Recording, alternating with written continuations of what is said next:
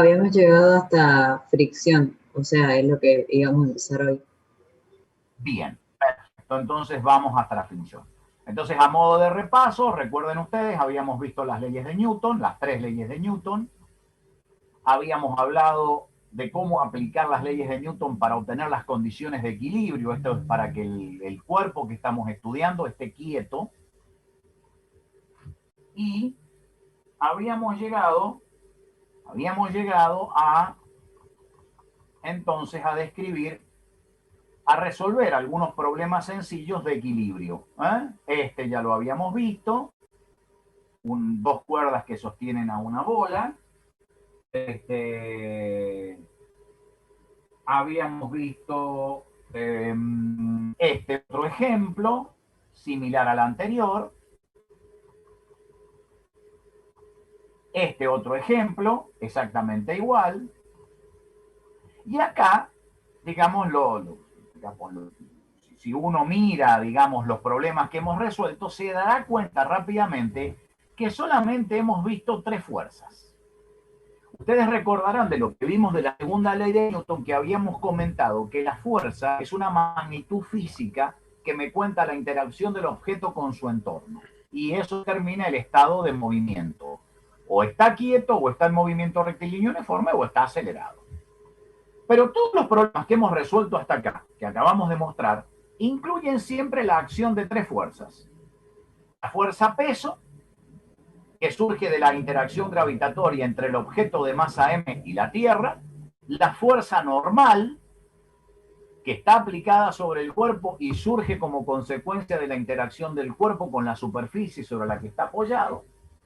Y las fuerzas que pueden aplicar cuerdas, manos, golpes, lo que sea, que son fuerzas netamente aplicadas sobre el cuerpo a través de algún mecanismo conveniente y que en el caso nuestro, digamos, están formando parte de las condiciones de equilibrio porque estamos estudiando solamente el equilibrio de los cuerpos. Okidoki. Ahora vamos a estudiar la aparición, o sea, vamos a estudiar una fuerza que generalmente también está presente en la mayoría de los problemas y que necesitamos presentarla ahora para poder incluirla dentro del análisis que vamos a hacer, que se llama la fuerza de fricción. Entonces, la fuerza de fricción se pone de manifiesto cuando uno está haciendo, por ejemplo, podríamos haber hecho este experimento en el laboratorio. Generalmente no, ese experimento no se hace, pero lo podríamos hacer incluso en nuestra casa. Supónganse que nosotros queremos empujar un baúl, como muestra acá la gráfica del libro. Si desconociéramos la acción de esta fuerza de fricción, no supiéramos que existe una fuerza de fricción, podríamos hacer el siguiente experimento, tratar de empujar esta caja. Cuando uno lo hace con un pequeño empujoncito, se va a dar cuenta que esa fuerza que uno aplica sobre la caja no es suficiente para moverla. Y entonces uno empieza a razonar y dice, a ver, momentito, a mí me dijeron en la clase de física que las condiciones de equilibrio estaban dadas por el hecho de que las sumatorias, según la dirección del eje X y según la dirección del eje Y, tenían que ser igual a cero. ¿Cuántas fuerzas están actuando sobre esta caja? Bueno, veamos. Las fuerzas que están actuando sobre esta caja son la fuerza peso, ¿sí? Debido a que todo este sistema está en un campo gravitatorio, está siendo atraído por la Tierra. La fuerza normal, que como ya habíamos visto antes, es la fuerza que esta superficie de apoyo hace sobre la caja. Y la fuerza que yo estoy aplicando, acá simulada por la mano, que es una fuerza en la dirección del eje horizontal, del eje X. Pero si yo no conozco que hay una fuerza de fricción, yo digo, la sumatoria de la fuerza según el eje Y vale 0. Esto quiere decir que la fuerza normal es igual a la fuerza peso, pero la fuerza que yo estoy haciendo tiene que estar compensada, tiene que estar equilibrada por otra fuerza. Porque yo efectivamente estoy empujando la caja con esta dirección y con este sentido. Para que la sumatoria de fuerzas según la dirección del eje X me dé 0 en esta nueva situación, en este nuevo esquema de interacción, tengo que postular de que hay otra fuerza actuando que hasta ahora no he tenido en cuenta. Esa nueva fuerza es la fuerza de fricción. Antes de pasar a comentarla, terminemos este experimento mental que estamos haciendo. Si yo sigo empujando la fuerza, voy a borrar todo esto para que se vea más. Si yo sigo empujando la caja con una fuerza un poquito mayor, yo noto que esa caja todavía no se mueve, que el baúl no alcanza a moverse. Entonces incremento más la fuerza con la que estoy empujando la caja. Y esta caja todavía no se mueve. Recién va a empezar a moverse la caja, a deslizar sobre la superficie de apoyo, después que yo dé un empujón lo suficientemente intenso como para que ponga en movimiento la caja. Y a partir de allí, a partir de que la caja esté en movimiento, lo que puedo observar, sentir, percibir, y si estuviéramos en un laboratorio, medir, es que la fuerza que yo necesito para seguir moviendo la caja con velocidad constante no es la misma fuerza que yo tuve que aplicar para comenzar a mover la caja. De hecho, se puede comprobar, repito, medir en un laboratorio, que esta fuerza F1 que yo tuve que aplicar para comenzar a mover la caja es mayor que la fuerza F2 que yo apliqué sobre el baúl para mantener el movimiento rectilíneo y uniforme. Entonces ahora hay que esperar varias cosas acá. Empecemos por el hecho de qué es la fuerza de fricción, qué es esa nueva fuerza que acabamos de descubrir. Bueno, primero, es una fuerza que siempre se va a oponer al movimiento del cuerpo. Siempre se opone al movimiento del cuerpo, invariablemente. A través de experimentos, uno puede también demostrar que es una fuerza que aparece a nivel de superficies de contacto, es decir, es una fuerza que actúa sobre un cuerpo cuando éste está apoyado sobre otra superficie. Pero a diferencia de la fuerza normal, la fuerza de fricción aparece a nivel de superficies de contacto, primero, cuando el cuerpo intenta moverse, no antes. Si este baúl estuviese quieto y no actuando ninguna fuerza en sentido horizontal, esta fuerza de fricción no aparece. Solamente aparece la fuerza normal de la que ya hemos hablado. Y además, para terminar de convencernos o para terminar de confirmar que la fuerza normal no es igual a la fuerza de fricción, la fuerza de fricción tiene dirección tangente, no perpendicular, tangente a las superficies en contacto. Acá tenemos la dirección y el sentido de la fuerza de fricción. Por el experimento que les relaté hace un ratito, uno también empieza a sospechar que, por lo que acabo de decir de la diferencia entre F1 y F2, cuando la caja se está moviendo y antes de que se mueva, existen dos tipos de fuerza de fricción. Una cuando el cuerpo está quieto y otra cuando el cuerpo se está moviendo. A eso se le denomina fuerza de fricción estática, que es la fuerza de fricción que actúa cuando el cuerpo intenta moverse pero está quieto, y otro es la fuerza de fricción cinemática o dinámica, que es la fuerza de fricción que existe actuando sobre el cuerpo a nivel de superficie de contacto, pero cuando éste está en movimiento rectilíneo uniforme. Muy bien, perfecto. Entonces, ahora sí, uno puede entender y hacer un estudio más general de una situación como la que está planteada acá en el libro. Miren, tenemos un cuerpo que está enganchado a través de una cuerda y esto a través de unos pesitos, ¿sí? De unos discos de peso. Entonces, supongamos que acá ponemos tantos discos de que aparezca una fuerza, simbolizada con la letra T, es una tensión, es sinónimo de fuerza. Pero claro, este sistema no se mueve. ¿Por qué no se mueve? Porque la sumatoria de fuerzas que están actuando sobre el cuerpo debe ser igual a cero. ¿Cuál es el diagrama de cuerpo libre para esta caja que está acá? Esto que está acá. Acá tenemos las cuatro fuerzas que están actuando sobre la caja. La fuerza peso, la fuerza normal, la fuerza de tensión del hilo y la fuerza de fricción. Y como esto intenta moverse en esta dirección, la fuerza de fricción debe tener un sentido que siempre se oponga al movimiento del cuerpo, aún aunque no se mueva. Fíjense ustedes, presten atención a cómo se ha dibujado la fuerza de fricción estática en esta situación. Acá el cuerpo no se mueve. Sin embargo, como la fuerza aplicada por la mano tiende a desplazar el cuerpo hacia la derecha, la fuerza de fricción tiene que tener un sentido apuntando hacia la izquierda, oponiéndose al supuesto movimiento o al intento de moverse de ese cuerpo, aun aunque no lo logre. Muy bien, perfecto. Entonces, digamos, las condiciones de equilibrio no se han alterado para nada.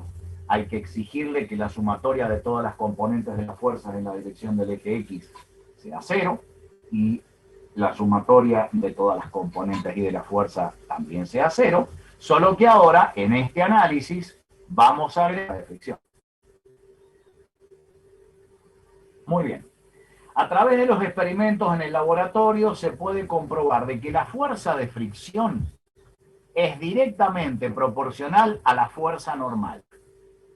Hay un vínculo entre las dos, porque las dos fuerzas dependen de las superficies de contacto. De manera distinta y a través de mecanismos distintos, es cierto, pero hay un vínculo entre los. Fuerza de fricción y fuerza normal están emparentados. De la proporcionalidad en física pasamos a la igualdad a través de un coeficiente que se llama coeficiente de fricción. Acá tenemos la fórmula y que viene generalmente listado en tablas como estas y generalmente vienen de a dos, porque hay que dar dos coeficientes de fricción, el estático y el dinámico. El coeficiente de fricción, además de depender del estado de movimiento del cuerpo, que está en contacto con la superficie, depende de las características de la superficie. Fíjense en esta tabla de acá. Observen atentamente. Miren, para dos subcontactos de madera contra madera, el coeficiente de fricción estático es 0,7, el coeficiente de fricción dinámico 0,4. Para dos superficies de contacto de caucho con concreto seco, es decir, asfalto seco, el coeficiente de fricción es 0,9, el estático, el coeficiente de fricción dinámico 0,7. Ustedes ven, como vimos o como relatamos en el experimento mental que acabamos de hacer, que debido a esta diferencia en los valores de los coeficientes de fricción, la fuerza de fricción estática siempre es mayor que la fuerza de fricción dinámica, porque la fuerza normal no cambia nunca. Entonces, lo que le da los distintos valores a la fuerza de fricción son los valores de los coeficientes cinemáticos o estáticos de fricción. El valor de n siempre es el mismo. Muy bien, perfecto. Entonces ya está. Tenemos todo lo necesario para poder calcular coeficientes de fricción, mejor dicho, no para calcular, para conocer los coeficientes de fricción y tener en cuenta estas fuerzas de fricción en los problemas en particular que vayamos a resolver. Bien, el libro siempre ofrece una estrategia de resolución, marcándole tips, digamos, útiles. Yo, como les había comentado en la primera clase, son procedimientos que ayudan a minimizar la fuente de error o los errores que se pueden cometer cuando uno resuelve problemas. Entonces, veamos un problema, un ejemplo de problemas como este. Tenemos, a ver, déjenme ver una cosita. Miren, vamos a hacer una cosa. Como este ejemplo es muy sencillo, se los voy a dejar para que lo lean ustedes, igual que este. Y vamos a describir este ejemplo de acá, que es un poquito más complicado. A ver, espérenme un segundito. Ya retomamos. 5 minutos y retomamos.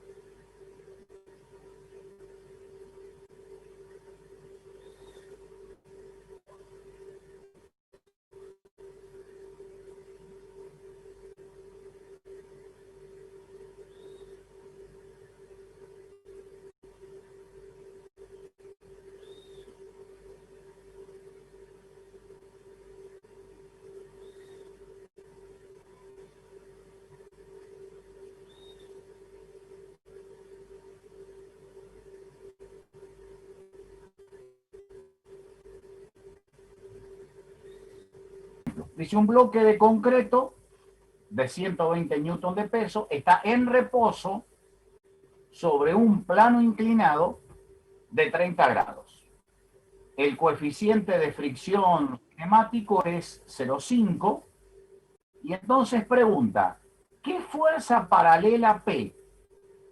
¿Qué fuerza P paralela al plano inclinado, a la superficie del plano inclinado, y dirigida hacia arriba, hará que el bloque se mueva hacia arriba con rapidez constante, hacia abajo con rapidez constante? Esta situación es bastante interesante porque nos ayuda no solamente a entender un ejemplo de equilibrio, pseudoequilibrio, equilibrio cinemático, la velocidad, se mueve el cuerpo pero con velocidad constante, y a entender el concepto de la fuerza de fricción que yo les decía. Entonces, hacemos un esquema del problema, plano inclinado, bloque, fuerza P, fuerza peso, y estaría faltando en este dibujo la fuerza normal. De todas maneras, el que resolvió el problema dijo, acá tenemos el diagrama de cuerpo libre correspondiente. En realidad hay dos diagramas de cuerpo libre porque hay dos situaciones distintas que resolver. Entonces, para poder hacer el diagrama de cuerpo libre, lo primero que tenemos aquí, vamos a resolver el punto A. ¿Qué dice el punto A del problema? Dice que encontremos el valor de la fuerza P de manera tal de que el bloque se mueva hacia arriba con rapidez constante. Entonces, para esa situación, este es el diagrama de cuerpo libre correspondiente. Y acá sí se ha dibujado la fuerza normal, perpendicular a la superficie de contacto entre el objeto y el plano inclinado, la fuerza P que tira de ese objeto hacia arriba del plano inclinado, la fuerza peso que apunta hacia abajo, bueno, acá ya estaba dibujada, y acá viene la cuestión. Como el objeto tiende a moverse hacia arriba con velocidad constante, la fuerza de fricción tiene que ir dibujada a nivel de superficie de contacto, tangente a la superficie de contacto y con un sentido tal que se oponga siempre al movimiento del cuerpo. Entonces quiere decir que está actuando hacia abajo en contra de la fuerza P, que es la que tiende a subir el objeto hacia arriba. Muy bien. En base a este diagrama, en base a este esquema, en base a este diagrama de cuerpo libre, planteamos las condiciones de equilibrio. Nuevamente, cuidado con esto. No es que el cuerpo esté propiamente en equilibrio, porque el cuerpo no está quieto, pero se está moviendo con velocidad constante. Y ustedes recuerden que de la segunda ley de Newton, las condiciones de equilibrio y de movimiento rectilíneo uniforme son indistinguibles. Son las mismas condiciones para los dos estados. Entonces siguen siendo las mismas. La sumatoria de fuerzas según la dirección del eje X tiene que ser igual a 0 y simultáneamente la sumatoria de fuerzas según el eje Y también debe ser igual a 0. Miremos este esquema de nuevo. ¿Qué fuerzas tenemos en la dirección del eje X? La fuerza P, que va a ser positiva porque tiene el mismo sentido que el eje positivo de las X, y la fuerza de fricción, que tiene sentido contrario. Además, observen ustedes que dentro del sistema de referencia arbitrariamente elegido, recalco estas palabras porque tienen que tener en cuenta que el sistema de referencia siempre es arbitrario, aunque siempre hay una recomendación respecto de la elección del sistema de referencia que tiene que ver justamente con que nos facilite en mayor o menor grado la resolución del problema. En este caso, la elección más conveniente tendría que ser esa que está mostrada ahí, un sistema de referencia inclinado siguiendo la inclinación del plano inclinado. Por lo tanto, en el sistema de referencia que hemos adoptado, la fuerza peso está formando un ángulo de 60 grados respecto del eje X o de 30 respecto del eje Y. Eso es indistinto. Depende de cómo yo quiera describirlos o medirlos a los ángulos. Pero bueno, el ángulo es 60, esta fuerza peso entonces tenemos que descomponerla en las dos direcciones de los dos ejes que conforman mi sistema de referencia, luego tengo una componente sobre el eje X de el peso. Acá lo tenemos, WX. Entonces la sumatoria de fuerzas según la dirección del eje X es esta que está acá, la fuerza P es positiva, fuerza de fricción y componente X de la fuerza peso negativa. Toda la sumatoria debe dar 0. Para la fuerza según la dirección del eje Y, pasa exactamente lo mismo. Exactamente lo mismo. Y entonces tenemos la componente Y de la fuerza peso hacia abajo, la fuerza normal hacia arriba, su sumatoria igual a 0. Muy bien, perfecto. Hacemos la sumatoria, es decir, encontramos las componentes de la fuerza peso, reemplazamos en las sumatorias y de este sistema de ecuaciones, de dos ecuaciones con dos incógnitas, sacamos los valores de la fuerza normal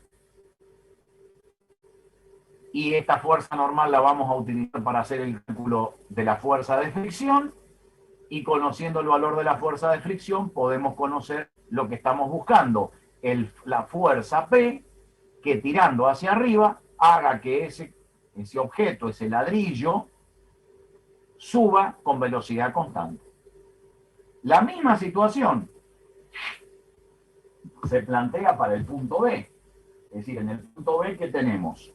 Tenemos que ahora la fuerza tiene que tener una magnitud tal a que el cuerpo baje con velocidad constante.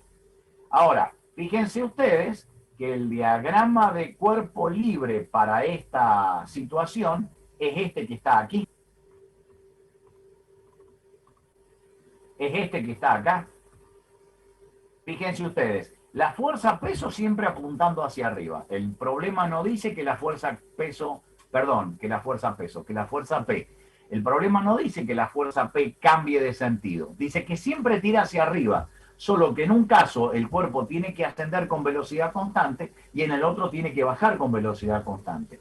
Fíjense que la situación es muy similar, salvo por una fuerza. Justamente nuestra amiga, la fuerza de fricción cinemática, porque el cuerpo se está moviendo, pero como siempre se opone al desplazamiento del cuerpo, esta fuerza ahora va a apuntar hacia arriba si el cuerpo tiende a desplazarse hacia abajo. Profe, Muy bien. Sí, diga. Si el enunciado nos pide o sea, que el cuerpo directamente no se mueva, en vez de que se mueva a velocidad constante, ¿deberíamos trabajar con la fuerza de fricción estática? Sí, con el coeficiente estático de fricción, correcto. Acá en el enunciado, como el enunciado siempre supuso que el cuerpo se iba a mover, nos dio un solo valor del coeficiente de fricción, este que está acá, 0,5. Pero el problema podría haber dicho, acá tienen el valor del coeficiente de fricción cinemático y acá tienen el estático. Y ustedes calculen, como estás diciendo vos, el caso para que el cuerpo se mueva hacia arriba y hacia abajo con velocidad constante y además para que el cuerpo esté quieto. Cuando nos ponen la condición de que el cuerpo no se mueva, el coeficiente de fricción que tenemos que utilizar para calcular la fuerza de fricción correspondiente es el estático. Bien, buenísimo. Muchas gracias. Bien. Bueno, fíjense entonces que lo único que ha cambiado es el sentido de la fuerza de fricción. Lo demás es exactamente lo mismo, sumatoria de fuerza según la dirección del eje X0, sumatoria según las componentes de la fuerza según el eje Y0. Hacemos el trabajo matemático y determinamos que el valor de P es distinto, obviamente, porque la fuerza de fricción ahora apunta para el otro lado. Entonces, acá tenemos, en el primer caso, la fuerza de fricción totor de 112 newton, en este caso, la fuerza, perdón, estoy hablando acá. En el primer caso, la fuerza P fue necesario de que fuera de 112 newton para subir el cuerpo con velocidad constante. En el segundo caso, con que la fuerza que apunta hacia arriba, que tira hacia arriba, era de 8 newton, nos asegura que el cuerpo, pero también con velocidad constante. Bueno, acá hay una variante del mismo caso, se los dejo para que lo lean ustedes. No andamos con mucho tiempo, entonces lamentablemente tengo que ir medio a las disparadas. Léanlo, Mañana los comentamos en clase si tuviesen alguna duda. Y con eso terminamos esta parte de las condiciones de equilibrio sobre los cuerpos. Bien. Bueno, podríamos hacer unos 5 minutos de recreo como para tomar un respiro y arrancamos con el otro tema.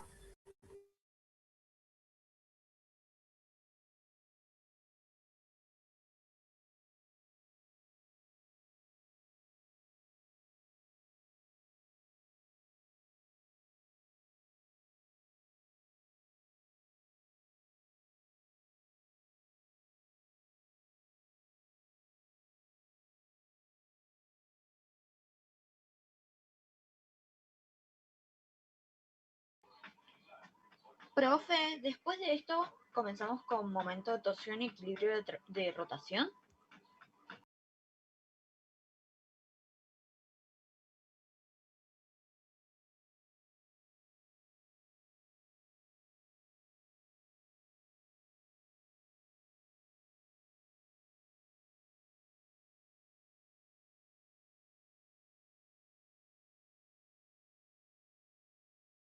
De torsión y equilibrio rotacional.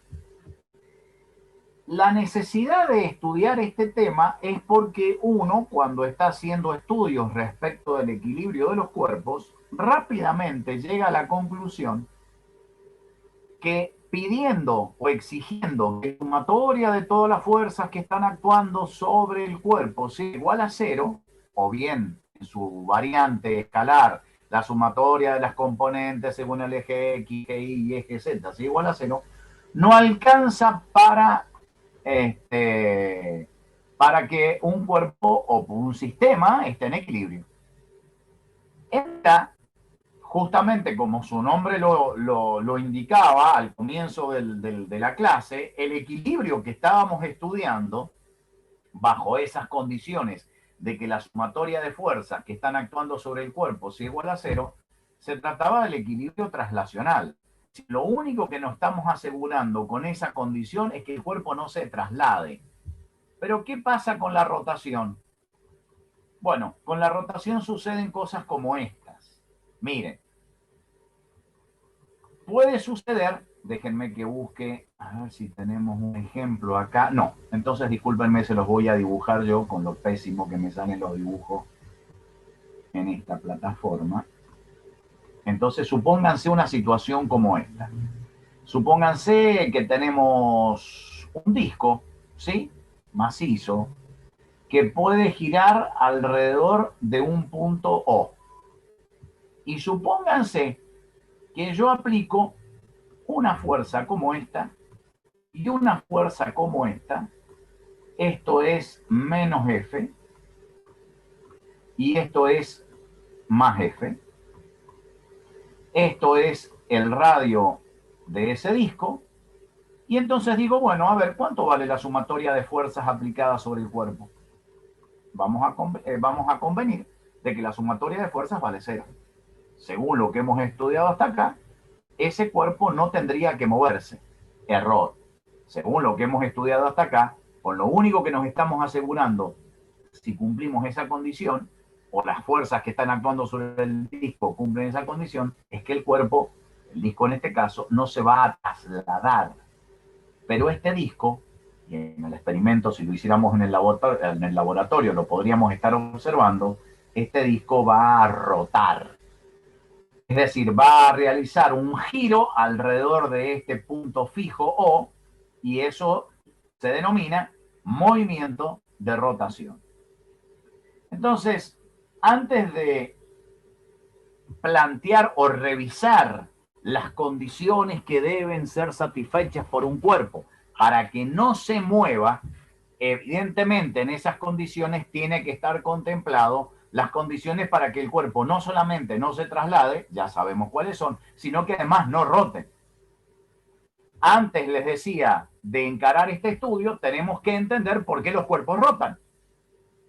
Y entonces vamos a estudiar este caso de acá. Supongamos que tenemos Perdón, un disculpe disco. que lo interrumpa, Sí. profesor. No tuvo problema en ingresar. Sí. Ana ¿Cómo? es mi nombre, soy de clases. Ana, Acabo de ¿qué tal? ingresar de clases, no ha tenido problema. Me acabas de me conectaste recién de nuevo. Sí, sí, sí, sí. Perfecto. Muy bien. No, te mandé ¿Listo? un mensaje por Ok. WhatsApp.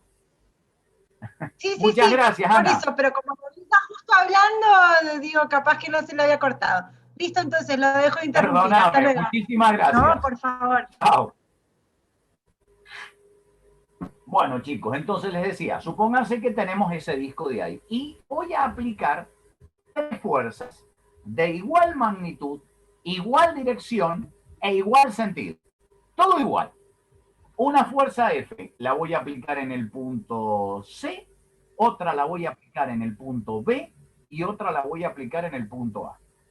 Lo que podemos notar rápidamente es que la misma fuerza, con la misma dirección y con el mismo sentido, aplicado sobre el mismo objeto, produce giros distintos según el punto de aplicación donde yo coloqué, donde yo apliqué, valga la redundancia, esa fuerza. Si yo aplico la fuerza en el punto C y asumimos que este disco puede girar libremente alrededor del punto A, voy a ver que el disco gira con una cierta velocidad. Si lo aplico en el punto B, va a girar con menor velocidad y si lo aplico en el punto A, el disco no va a girar. Entonces, este sencillo experimento, que ni siquiera necesita mediciones, me está dando varias características respecto del giro de los cuerpos. Pero no es suficiente para que un cuerpo gire el hecho de aplicar una fuerza. Porque ustedes tomen conciencia de que la fuerza aplicada en el punto A es una fuerza aplicada. Tengo una fuerza aplicada, sin embargo, en ese punto no hace que el cuerpo gire. Además, depende del lugar donde se aplique para producir mayor o menor efecto de giro. Eso lo deja claro digamos, el experimento B y C, el haber aplicado fuerzas en distintos puntos sobre esa rueda. Muy bien, necesitamos entonces hacer una descripción de este nuevo fenómeno que es rotar un cuerpo. Para poder rotar un cuerpo, para poner en rotación a un cuerpo, yo necesito no solamente aplicar una fuerza, sino además necesito tener en cuenta el punto de localización de esa fuerza aplicada sobre el cuerpo. Esto requiere de una nueva magnitud física para que me cuente todo eso que estamos describiendo. Esa nueva magnitud física se va a llamar momento de una fuerza y lo vamos a calcular de esta manera. El momento de torsión o directamente el momento de una fuerza, en algunos libros también utilizan la palabra torca, va a ser igual al producto del módulo de la fuerza por el brazo de palanca. Y entonces ahora tenemos que hablar de qué es lo que es el brazo de palanca. Bueno, fíjense ustedes, en esta gráfica está bien marcado. La fuerza F y el brazo de palanca, lo que me están dando es el momento, que es la magnitud física que me dice con qué intensidad va a girar ese cuerpo. Ahora, el brazo de palanca va a tener en cuenta el punto de aplicación de la fuerza.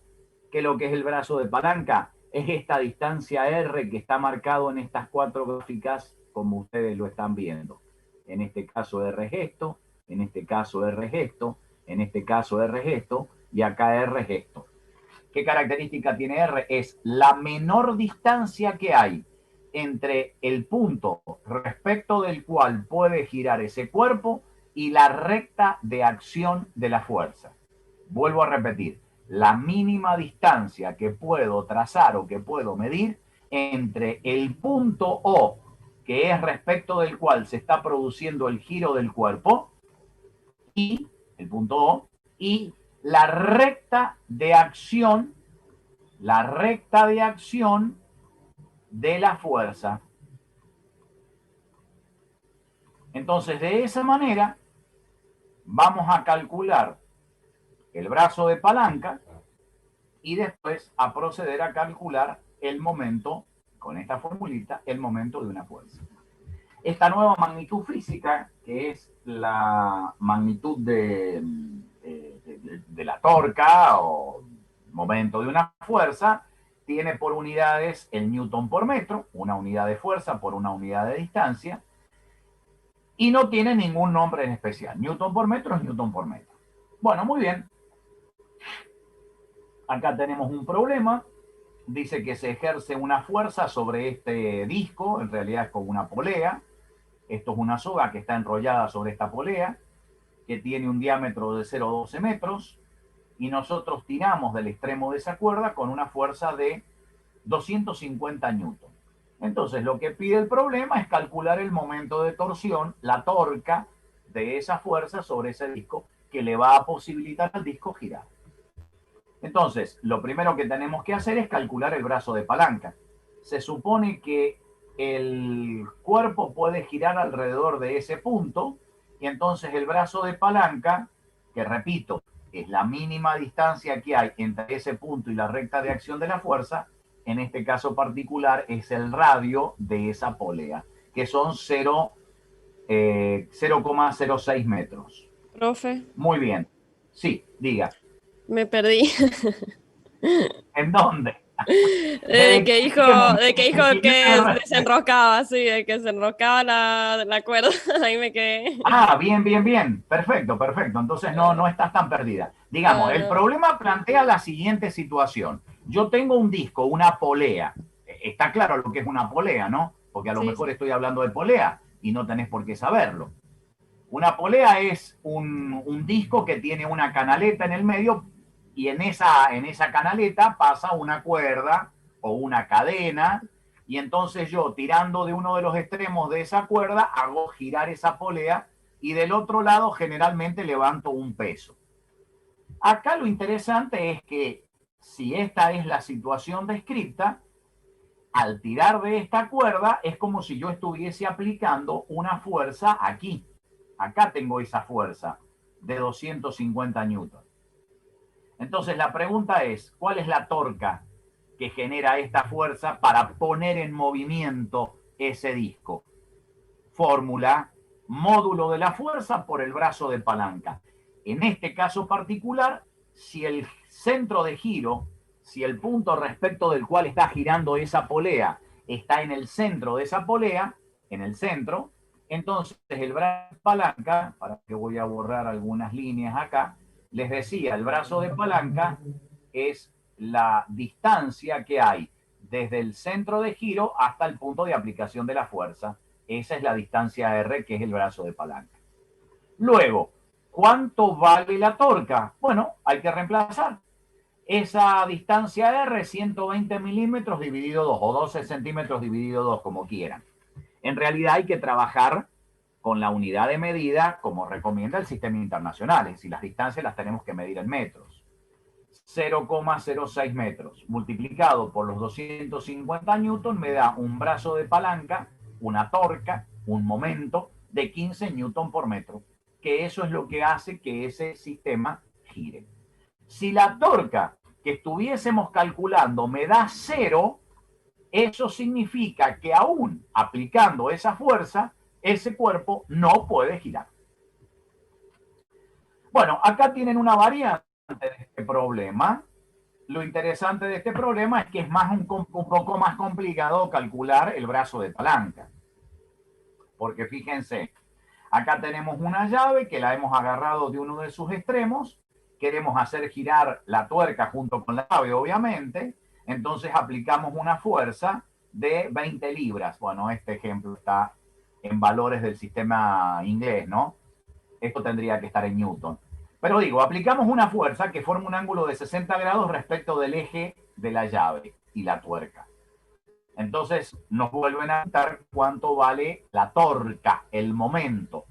Entonces lo que hay que hacer es hacer la multiplicación de la fuerza por el brazo de palanca. ¿Dónde está el inconveniente en este problema? El brazo de palanca, fíjense lo que es la distancia R acá. Va desde el eje o el centro de giro de todo este cuerpo hasta la recta de acción de esta fuerza. Entonces ahora el brazo de palanca está dado por esta distancia. Bueno, no es complicado el cálculo porque esto forma un triángulo rectángulo. Aplicando trigonometría, fácilmente se llega a que el brazo de palanca son 8,66 pulgadas. Repito, estas unidades nosotros no las vamos a utilizar nunca, pero bueno, el libro presenta el problema así. Conclusión, el brazo de palanca es módulo de la fuerza por el brazo de palanca, 20 libras por 8,66 pulgadas, me da una torca resultante, un momento resultante, de 173 libras por pulgada. ¿Sí? Profe, Muy una bien. pregunta. Sí. Diga, niña. ¿Cómo encuentra, o sea, veo que ahí hace un triángulo rectángulo para dar la distancia mínima entre Correcto. bueno, hay uno de los catetos que, ¿cómo averigua? ¿Cómo hay esa mínima distancia? No me acuerdo cómo es. Este cateto de acá, ¿a cuál cateto te estás refiriendo? Claro, ese. Bueno, no hace falta que trabajes con ese cateto. Vos trabajás con los datos que tenés a disposición. Vos sabés, en este dibujo de acá, que esta distancia son 10 pulgadas. ¿Está? 10 pulgadas son aproximadamente 25 centímetros, ¿sí? Porque una pulgada son 2,54 centímetros. Más o menos 2,25 centímetros. Sí. Entonces, vos conocés este lado y sabés este ángulo. Eso lo sabés porque el problema te ha dicho que la fuerza está formando un ángulo de 60 grados respecto del eje del sistema tuerca-llave, ¿de acuerdo? Claro. O sea, estos Sí. son datos del problema. Con esos datos, vos calculás a través de la trigonometría, decís, esto es un triángulo rectángulo. Este R que está acá es la hipotenusa de ese triángulo rectángulo. ¿Qué función trigonométrica me vincula? El ángulo con este cateto y con la hipotenusa, que es lo que quiero calcular. El seno de este ángulo, el seno de 60, es el coseno de 60 es cateto adyacente sobre la hipotenusa. Y Claro. eso es lo que se ha utilizado para calcular el valor de R. Vos te movés en función de los datos que tenés. No necesariamente tenés que saber este cateto de acá. Ah, bien. Bien. Gracias, profe. Bueno, fenómeno. Una cosita más. Una información más que necesitamos. Como cuando calculamos la torca produce rotaciones, el módulo me está dando una idea de la intensidad del movimiento que voy a provocar. Esto es, si la torca es muy grande, yo sé que el cuerpo va a girar mucho. Si la torca es pequeña, si el valor es pequeño, la torca va a girar poco. La fuerza aplicada va a hacer girar poco ese cuerpo. Entonces, el numerito este que estamos sacando aquí, que sale del producto del módulo de la fuerza por el brazo de palanca, me está dando una idea de la magnitud de la torca. Pero la torca es un vector. Es decir, tiene módulo, tiene dirección y tiene sentido. ¿Cuál es el módulo de ese vector? Es esto de acá. Es el producto del módulo de la fuerza por el brazo de palanca. Pero además tiene dirección y sentido. ¿Cómo encontramos la dirección? La dirección de ese vector es perpendicular al plano del brazo de palanca y la fuerza. En cualquier problema que estemos resolviendo, el brazo de palanca y la fuerza aplicada siempre van a estar sobre un plano. Perpendicular a ese plano es la dirección del vector torca. Quiere decir que en este problema de acá, el vector torca va a ser un vector que es perpendicular al plano de la pantalla, porque en el plano de la pantalla está contenido el vector R y el vector F. ¿Ok? Además falta el sentido. Para poder asignarle sentido al vector torca, al vector momento, yo aplico la regla de la mano derecha y digo lo siguiente: si los dedos acompañan el giro del cuerpo, el pulgar extendido me está diciendo para dónde apunta el vector. Entonces, fíjense ustedes que en este ejemplo de acá, si yo aplico la fuerza de esta manera, el cuerpo tiende a girar en sentido antihorario. Entonces, aplicando la regla de la mano derecha, los dedos acompañan el giro del cuerpo, el pulgar extendido me dice que la punta de flecha yo la estoy viendo salir de la pantalla. La dirección es perpendicular a la pantalla, el sentido de ese vector es apuntando hacia mí. ¿Qué indica que el vector apunte hacia mí? Indica que el sentido de giro es antihorario. Si el sentido de giro fuera exactamente al revés, aplicando la regla de la mano derecha, el pulgar va para adentro. Es decir, el vector en esa situación tiene el sentido perpendicular a la pantalla, pero la punta de la flecha va hacia adentro de esa pantalla. ¿Ok? Ahí tenemos entonces el vector, es decir, a la torca o al momento de una fuerza representado a través de un vector. Y es necesario representarlo como un vector porque el vector contiene toda la información del giro de ese cuerpo. Yo sé con qué magnitud se mueve, sé para dónde va, para dónde gira. Toda la información está contenido en ese vector. Muy bien, perfecto. ¿Qué pasa si actúan varias fuerzas sobre un cuerpo?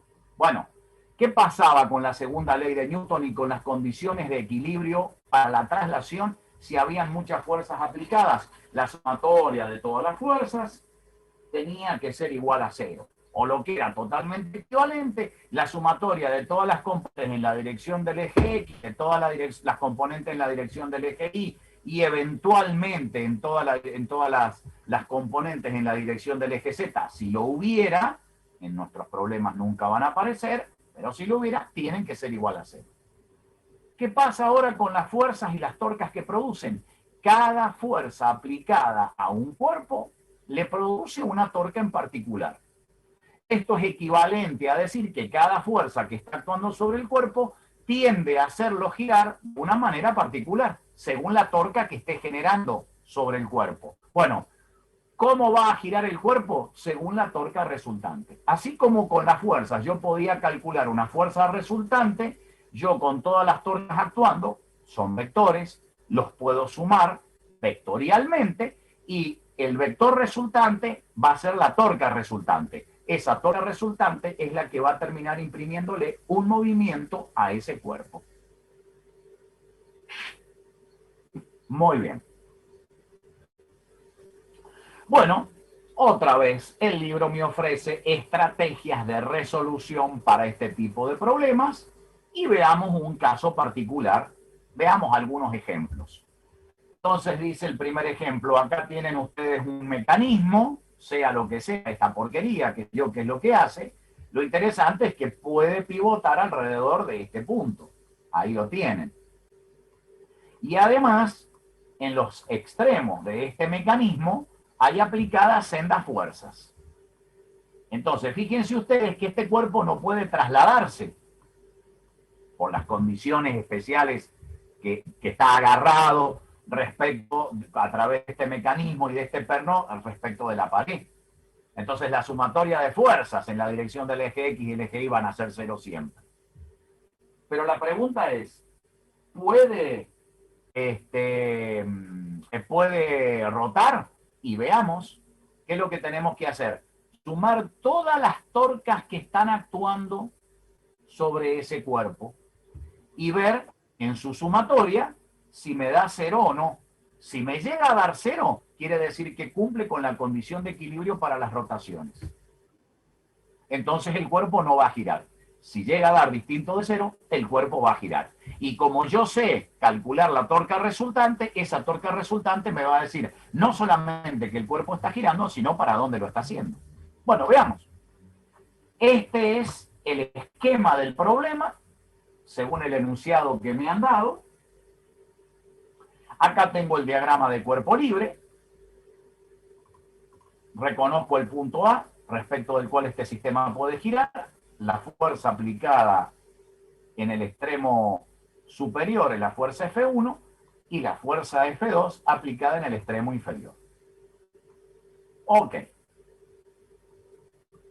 ¿Qué hacemos? Calculemos todas las torcas.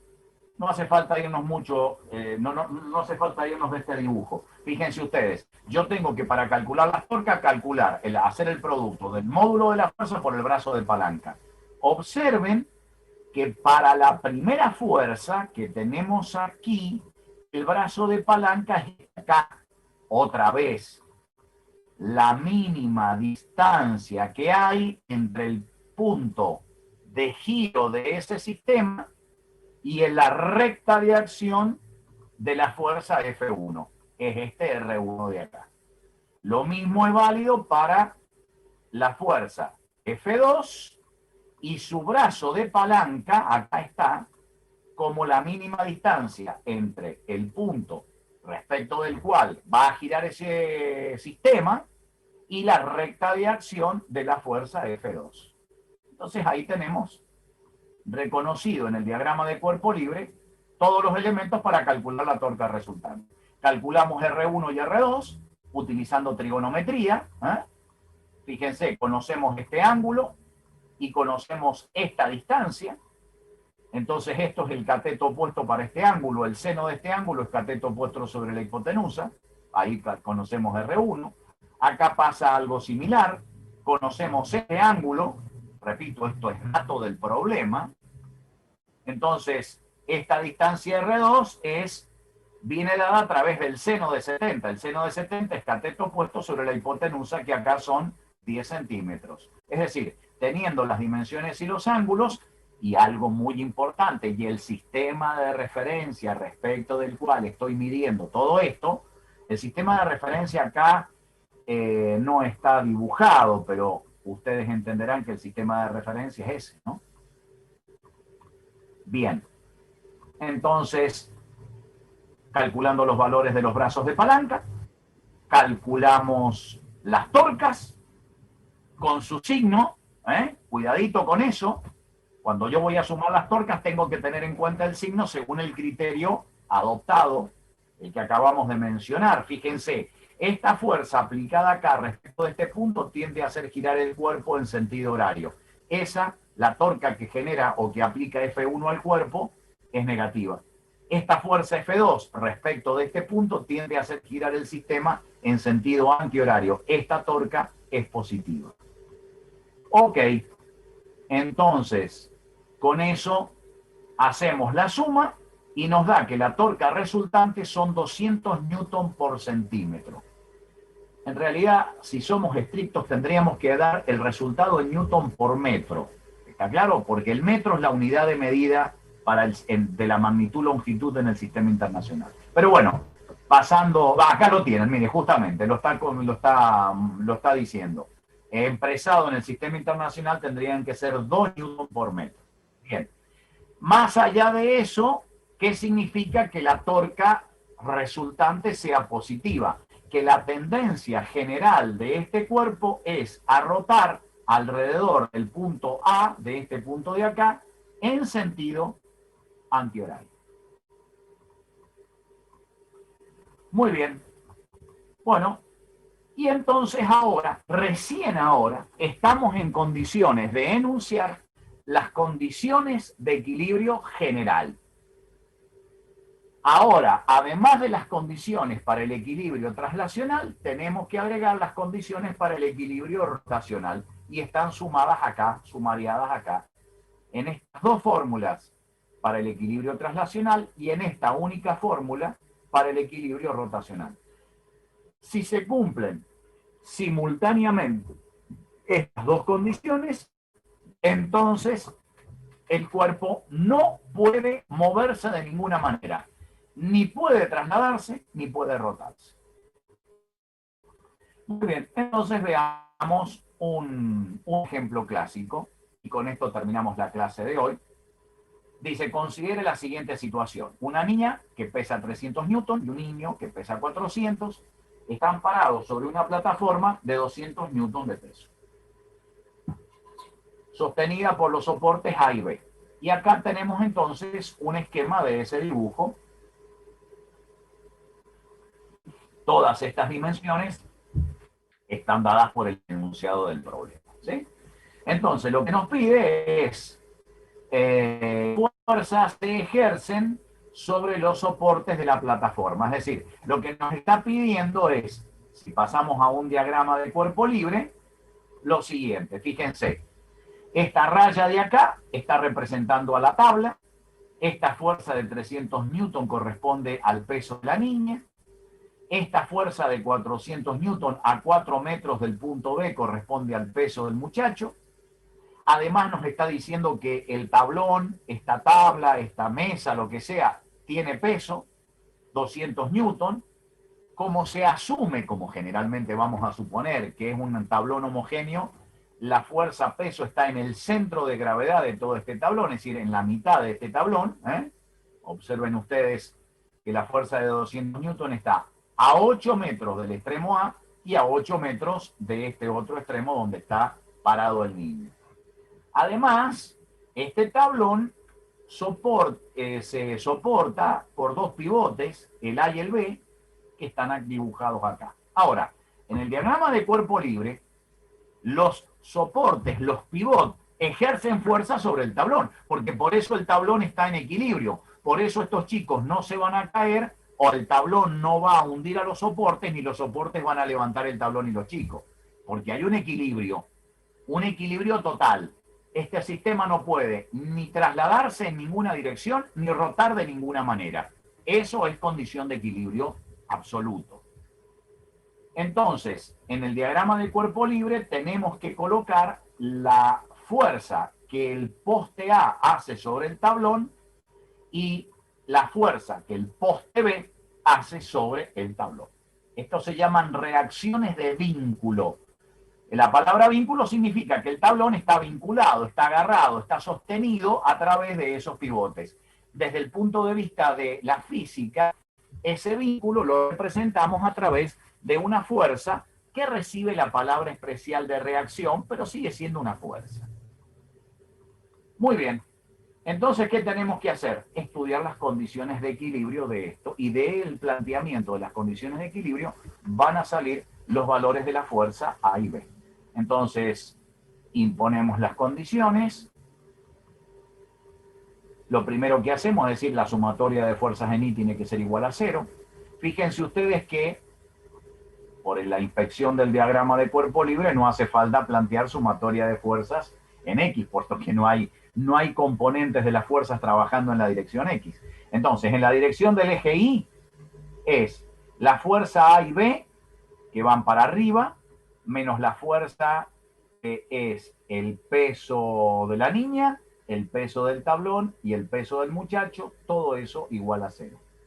De esta ecuación no puedo encontrar los valores de A y de B. Lo único que puedo encontrar es el valor de la suma de A y de B. Por lo tanto, si yo quiero encontrar el valor de A y el valor de B, tengo que recurrir a otra ecuación. Esa segunda ecuación sale de la condición de equilibrio rotacional, que es sumatoria de todas las torcas, de todas las fuerzas que están actuando en el sistema, igual a 0.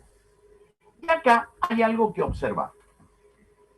Cuando uno plantea la condición de equilibrio rotacional, exige que la sumatoria de torcas sobre el sistema, que actúan sobre el sistema, sea igual a 0. Pero nadie me está diciendo respecto de qué punto tengo que tomar el momento de las fuerzas. Es lo mismo que con el sistema de referencia. Lo he repetido y lo vamos a seguir repitiendo hasta el cansancio. La adopción del sistema de referencia es arbitrario. No es lo mismo un sistema que otro, porque de la buena elección, de la correcta elección del sistema de referencia, el problema puede tener una solución sencilla o complicarse. Acá pasa lo mismo. Tenemos absoluta libertad para elegir el punto respecto del cual vamos a calcular los momentos. Puede ser cualquiera, pero de la correcta elección, de la buena elección que hagamos, puede ser que el problema se resuelva de una manera muy sencilla o bien se complique. Acá fíjense ustedes que han tomado los momentos respecto del punto B. Acá lo tienen en esta nomenclatura, indicado. Respecto de este punto de acá. Entonces, esto es un punto tan bueno como cualquiera. Podríamos haber tomado el punto A, podríamos haber tomado el punto donde está parada la niña, donde está parado el chico, o en el centro de gravedad del tablón, o cualquier otro momento, incluso fuera del sistema. Fuera del sistema. Así que el punto B es tan bueno como cualquier otro. Muy bien. Pero ya que el libro trabajó, el que resolvió el problema, trabajó con ese criterio, sigamos ese criterio. Entonces, tomamos momento o calculamos los momentos de todas las fuerzas que actúan sobre el sistema respecto del punto B. Entonces, tenemos, miremos esto. El momento de esta fuerza respecto de este punto es el módulo de la fuerza, que no sabemos cuánto es, por el brazo de palanca, que es 2 y 6, 8 y 4, 12. Esto es el momento de esta fuerza respecto de este punto. Fíjense ustedes que hay un signo negativo, porque esta fuerza aplicada sobre este sistema y respecto de este punto tiende a hacerlo girar en sentido horario, que según la convención que hemos adoptado es un momento negativo. Luego sigue el momento de esta fuerza, la de 300 newton respecto del punto B. 300 newton por 10 metros, que es el brazo de palanca. ¿Qué sentido, qué signo va a tener? Esta fuerza tiende a hacer girar el tablón respecto del tablón y los chicos, es decir, todo el sistema, respecto del punto B en sentido antihorario. Luego estará acompañado de un signo positivo. 300 por 10 y positivo. El momento de esta fuerza, de este punto, es 200 por 4, también positivo. Acá lo tenemos. Y el momento de esta fuerza, que es el peso del niño, respecto del punto B, es 400 por 4, módulo de la fuerza por el brazo de palanca, con un signo negativo porque tiende a girar en sentido horario. Ahí lo tenemos. La sumatoria de todos los momentos me da 0, y de esta ecuación puedo encontrar el valor del módulo de la fuerza A, la fuerza o la reacción que hace el pivote A sobre todo el sistema. Acá lo tenemos. A vale 183 newton. Y como yo de la primera ecuación de equilibrio había encontrado cuánto valía la suma de las dos reacciones, despejo B de aquella y encuentro que B es 717 newton. Fíjense que las dos fuerzas me dieron valores positivos. Esto está indicando que en este sistema adoptado, este es el sentido, es decir, las dos fuerzas tienen sentido hacia arriba.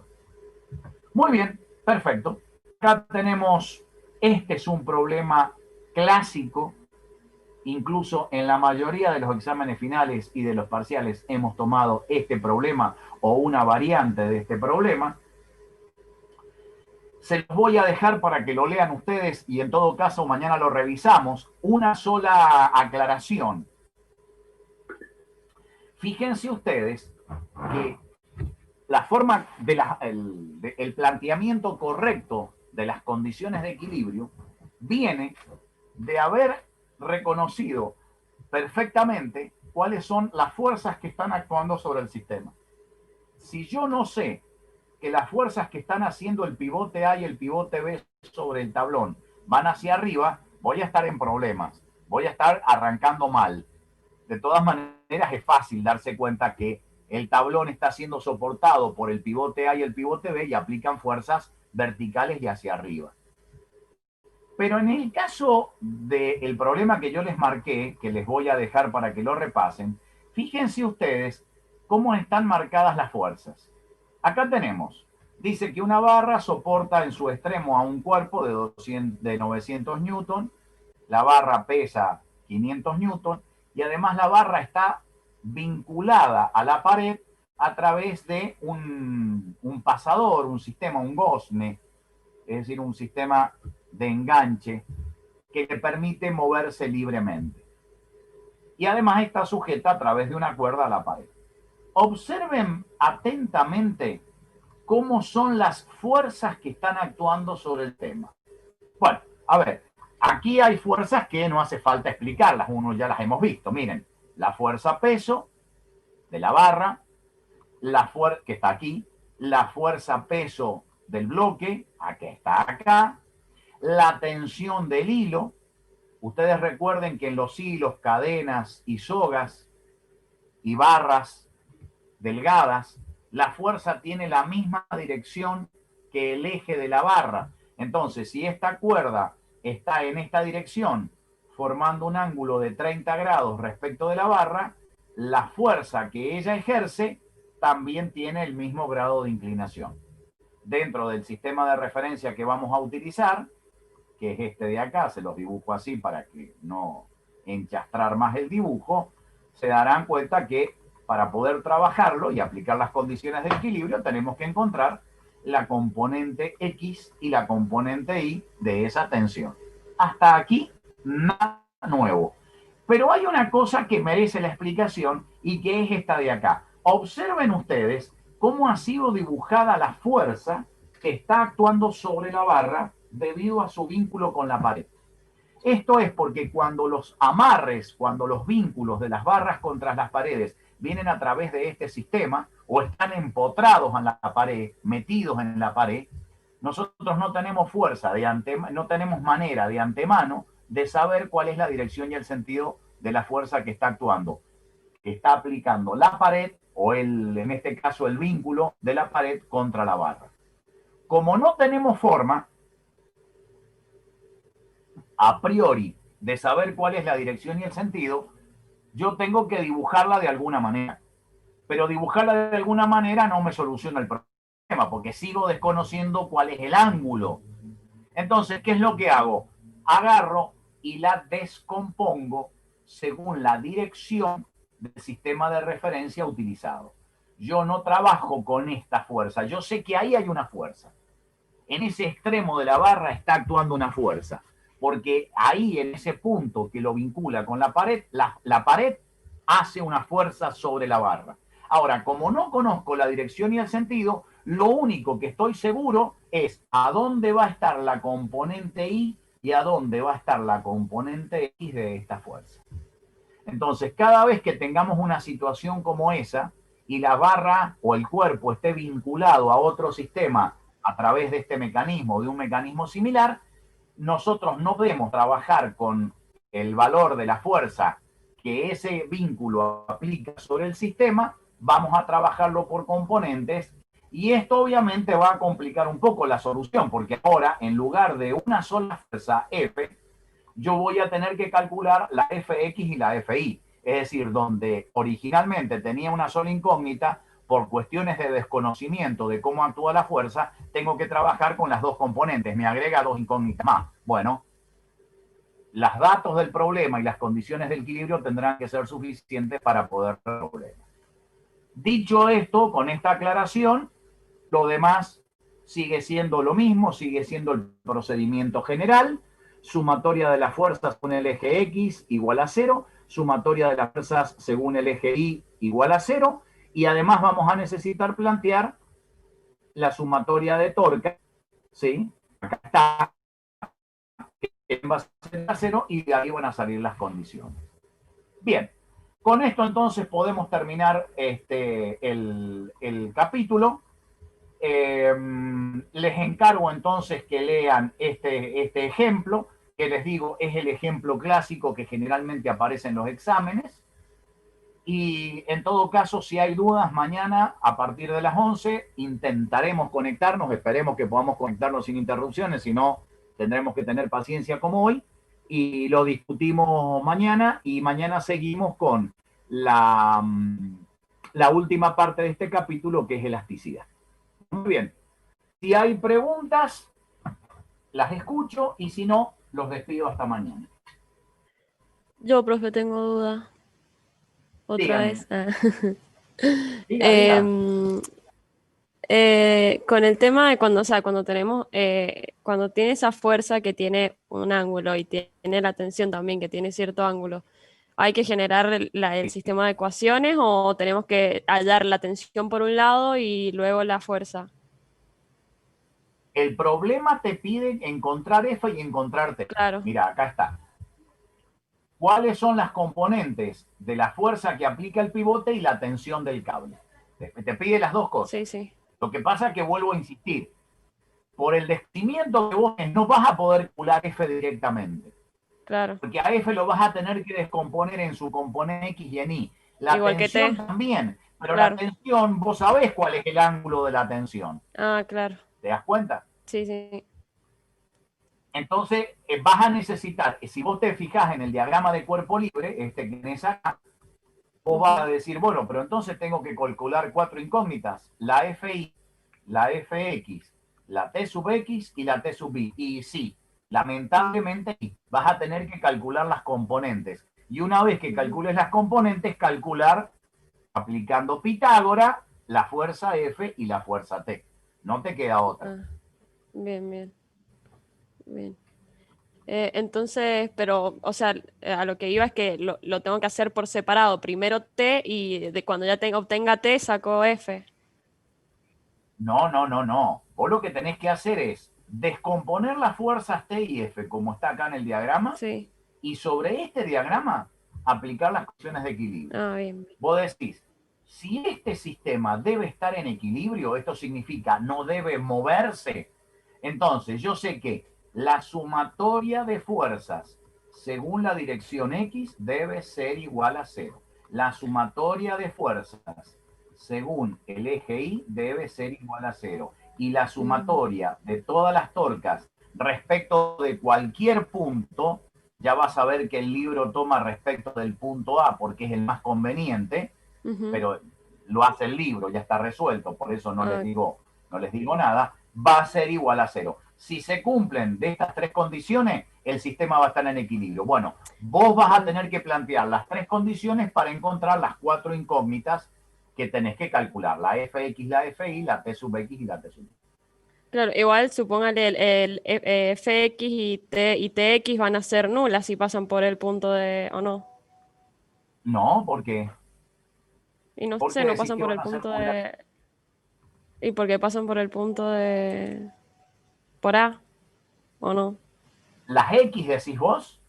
Claro, Ah, sí, sí. En realidad no es que sean nulas las componentes. Lo que va a ser nulo es el momento.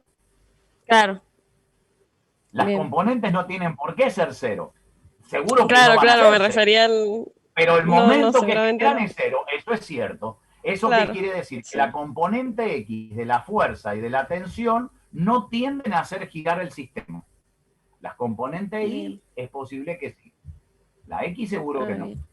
Bueno, de hecho, fíjate, si el momento respecto al cual tomamos momento es el punto A, esta componente Fi tampoco tiende a hacer girar el cuerpo. Ah, claro. ¿Te das cuenta? Sí. Bueno. Bueno, muy Gracias, bien. profe. Sí, ese es el sistema, digamos, lo que hay que plantear. Gracias. ¿Sabes por qué?